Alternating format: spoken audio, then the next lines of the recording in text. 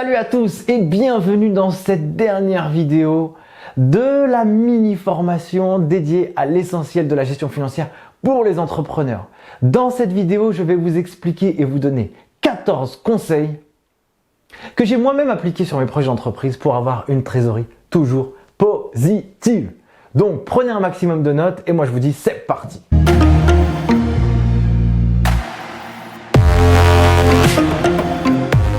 Alors mes chers amis, je vais vous donner un concept très simple. Une boîte sans cash, elle meurt. C'est un concept qui est évident et malheureusement dans mes coachings financiers, j'ai vu trop d'entrepreneurs se casser la figure et même mettre la clé sous la porte à cause de problèmes de gestion financière bien sûr et de cash.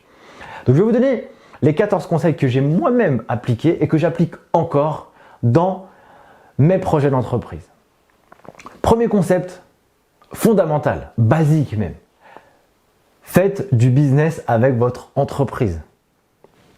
C'est évident. Le but d'une boîte, c'est de faire des bénéfices ou de profiter de l'économie qui va pouvoir en résulter. Ça, c'est le code de commerce qui le dit. Et l'objectif de l'entreprise, c'est de créer de l'activité économique. Pas d'activité économique, pas de cash. Donc déjà, c'est un premier focus. Vous devez absolument vous acharner à faire une entreprise qui génère de l'activité économique pour générer du cash. Premier conseil que je peux vous donner. Deuxième conseil que je peux vous donner, voyez absolument très loin. En fait, quand je vous dis voyez loin, c'est identifier vos encaissements, identifier vos décaissements. Comme ça va pouvoir vous donner une visibilité sur ce qui va se passer demain par rapport à ce que vous avez prévu ou ce qui s'est déjà réalisé. Et quelque chose qui est facile en fait. Faites un bon fichier Excel, un bon Google Sheet, avec un budget de trésorerie qui va vous permettre de voir et d'identifier votre trésorerie au mois le mois. D'ailleurs, vous pouvez télécharger, grâce à ce parcours de formation, un budget de trésorerie. Et donc, vous avez toutes les informations dans le lien de la description de cette vidéo. Ensuite, autre élément, il faut absolument que vous suiviez régulièrement votre trésorerie. Si vous êtes un psychopathe comme moi je regarde la trésorerie tous les jours. Ou en tout cas, j'ai l'information sur la trésorerie tous les jours. Si vous êtes tout seul ou avec quelques personnes et que vous avez en charge la direction financière, eh bien vous-même, vous allez sur votre compte bancaire et vous analysez. Si vous avez une équipe suffisamment structurée, faites-vous remonter une information sur la trésorerie. Pour moi, c'est la température. Ça donne le tempo de ce qui se passe dans l'entreprise. Si la trésorerie descend, alarme. Si la trésorerie augmente, il se passe quelque chose de positif. Donc, soyez très vigilants. Vous n'êtes pas obligé de le faire tous les jours, mais faites-le régulièrement pour avoir la visualisation de la trésorerie dans votre boîte. Autre élément que je peux vous donner, vérifiez que vos clients sont solvables.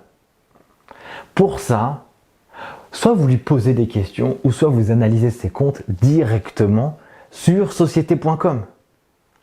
Ça, tout bon gestionnaire, tout bon chef d'entreprise doit avoir la possibilité de savoir diagnostiquer des comptes et identifier des ratios et des éléments qui sont très simples. Une entreprise a suffisamment d'argent pour vous payer, ça passe. Vous pouvez travailler avec elle, a priori. C'est pas toujours le cas, hein. Mais si vous voyez qu'elle est en difficulté financière, posez-vous des questions. Donc vous avez deux cas de figure. Soit vous travaillez avec elle. Dans ce cas-là, vous demandez un paiement tout de suite. Vous demandez un acompte maintenant. Ou alors, vous décidez de pas travailler avec elle. Ou alors, en fait, vous ne demandez pas d'acompte, vous décidez quand même de travailler avec elle parce que vous avez confiance. En tout cas, posez-vous bien cette question, est-ce que le client est solvable? Donc ça remonte à un autre conseil en fait que j'ai à vous donner. Demandez toujours un acompte à vos clients. Demandez toujours un acompte à vos clients.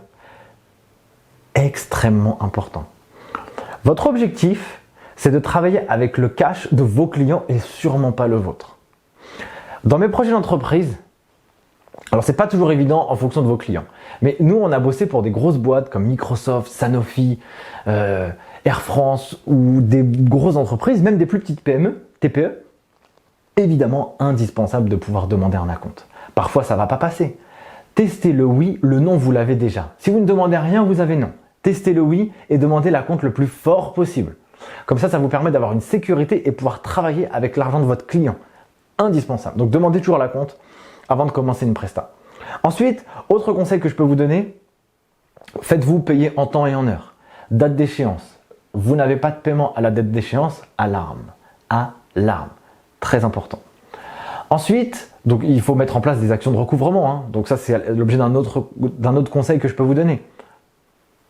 Un entrepreneur, une entreprise ne vous paye pas à l'heure, donc ne respecte pas sa déchéance, mettez une action de recouvrement tout de suite. Téléphone, mail, courrier. Je vais même vous donner une anecdote en fait. Un jour, alors dans mes projets d'entreprise, 0 clients ne nous ont pas payé. 0. Donc toujours un client à payer, obligatoire. Par contre, il y a quand même quelques petits récalcitrants. Parce qu'ils n'ont pas de trésor, parce qu'ils font un peu les morts. Alors moi j'ai un concept qui est très simple en fait. Donc il y a du recouvrement qui se fait, non pas par mois. Et puis à un moment donné, quand il y a eu trop d'actions de recouvrement qui se sont faites, on n'a jamais fait de courrier précis pour aller dire aux gens payez. Non, non, non, non, jamais. Soit des mails, soit des appels téléphoniques. Et un jour, il y a une entreprise qui ne paye pas.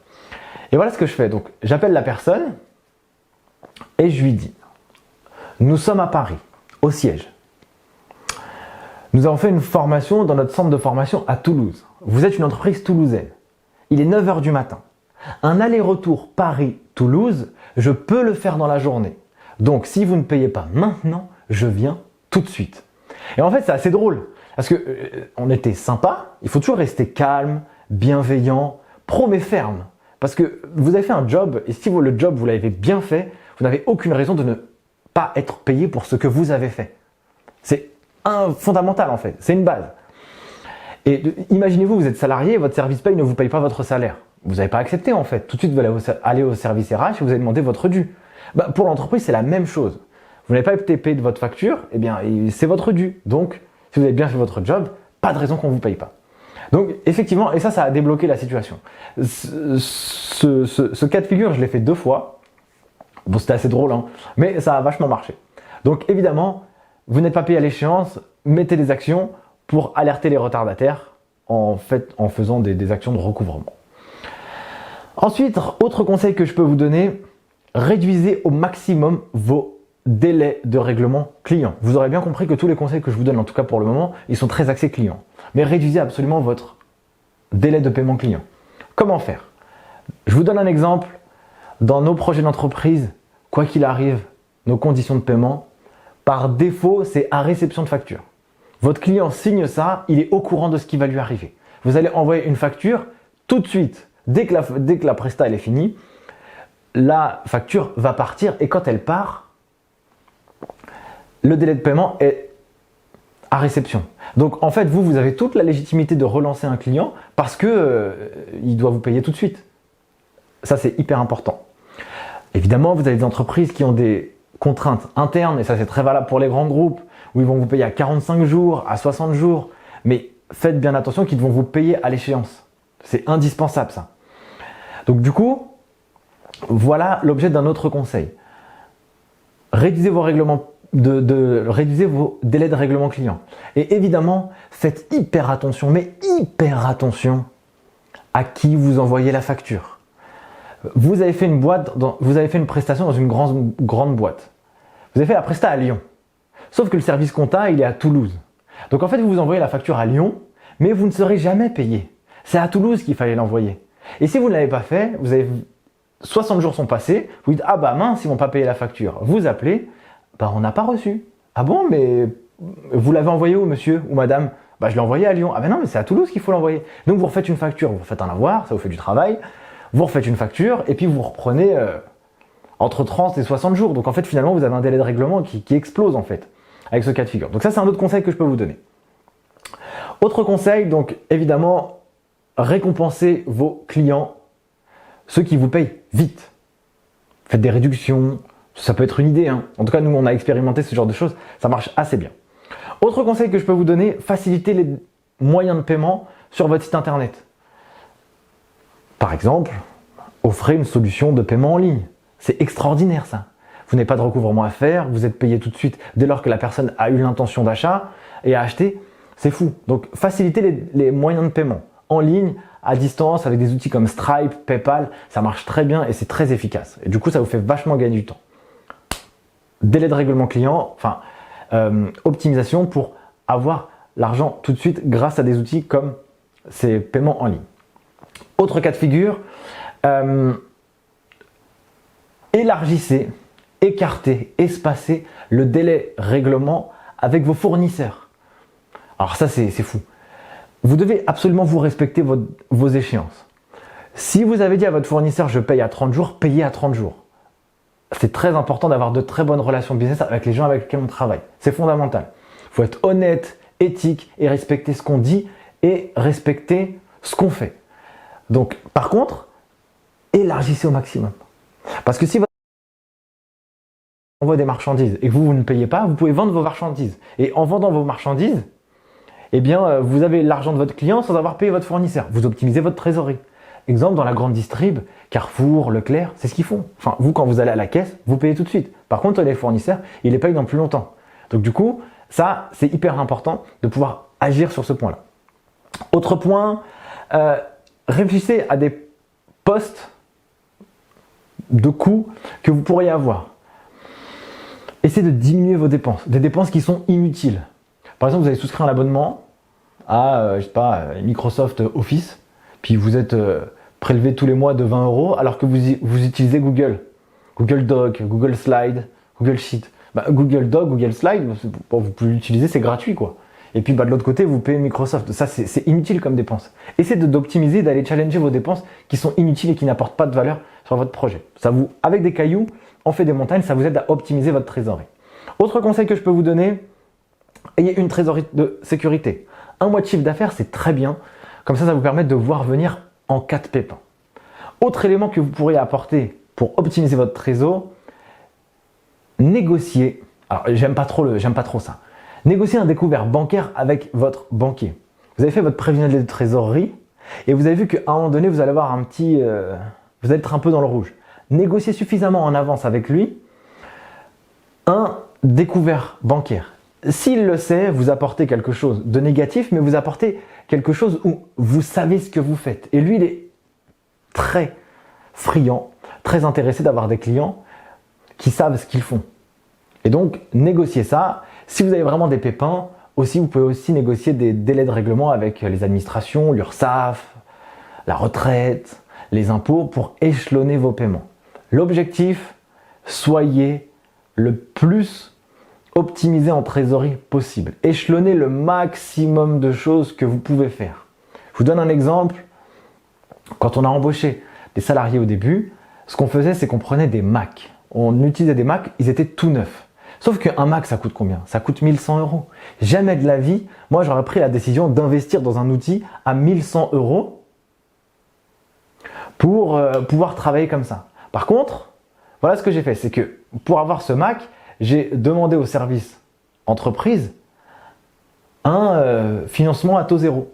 Donc en fait, finalement, l'outil, vous l'utilisez alors qu'il vous coûte rien en fait. Il vous coûte un peu d'argent tous les trimestres. Sauf que vous pouvez utiliser l'ordinateur, vous pouvez travailler avec, vous pouvez générer de la valeur avec votre entreprise sans avoir besoin de payer l'outil. Enfin si, vous allez le payer, mais dans le temps. C'est une manière de pouvoir optimiser son cash. Du coup, voilà pour ces quelques conseils pour optimiser la trésorerie. Grâce à ça, c'est quelque chose que j'applique tout le temps et ça marche très bien. Voilà mes chers amis, ce mini parcours de formation est terminé. J'ai pris un magnifique plaisir à le réaliser. Mais évidemment, ce mini parcours n'est pas suffisant pour devenir un véritable stratège financier. Si vous voulez aller plus loin, il faut absolument que vous puissiez savoir diagnostiquer des comptes, que ce soit les vôtres ou ceux de vos concurrents, que vous puissiez maîtriser tous les ratios financiers des banquiers, des investisseurs, de vous-même. Si vous souhaitez chercher des sources de financement, monter des budgets, développer des KPIs qui soient ultra pertinents, que vous puissiez aussi vous connaître et vous forger un mental de winner pour réussir votre projet d'entreprise, que vous puissiez maîtriser la comptabilité, savoir comment ça marche dans la technique, etc. Ça, ce sont des éléments indispensables pour être un bon gestionnaire en entreprise, un bon gestionnaire financier. Donc, si vous voulez aller plus loin, n'hésitez pas à vous inscrire à notre formation intensive sur la gestion financière pour entrepreneurs. 12 heures de contenu brut, des ressources à télécharger, business plan, prévisionnel de trésorerie, tableau de KPIs. Pour les micro-entreprises, registre des achats, registre des ventes, j'en passe des meilleurs. Nous avons pris un plaisir de fou à faire cette formation. On a sourcé, on est parti voir les meilleurs entrepreneurs aussi pour vous donner un max d'inspiration. Sur ce, je vous souhaite une très belle continuation et à très bientôt pour la suite. Ciao!